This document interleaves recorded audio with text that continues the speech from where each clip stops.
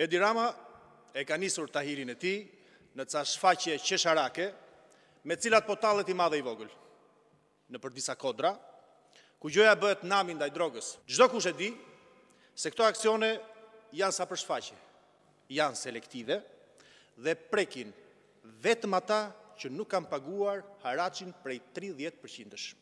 Kemi këtu foto dhe pamje filmike të paktën 6 hektar me kanabis në zemër të vendit, këtu në Larushk, 2 kilometra larg aeroportit të Rinasit. Raportohet se këtu janë të paktën 50.000 rrënjë kanabis të mbjella nga krau i djathtë i kryetarit të Bashkisë Kruj, partner dhe sponsor i tij, me inicialet FD.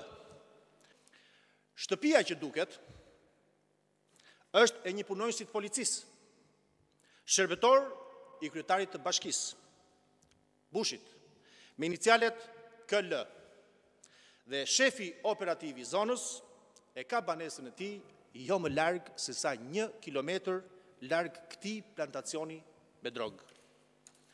Kjo drogë mbillet, kultivohet me sistem vaditje të sofistikuar, ruhet nga punonjësit e shtetit, mbikëqyret drejt për drejt nga kryetari Ramës në Bashkinë e Krujës, Bush i famshëm, i proceduar nga policia italiane për trafik lëndësh narkotike.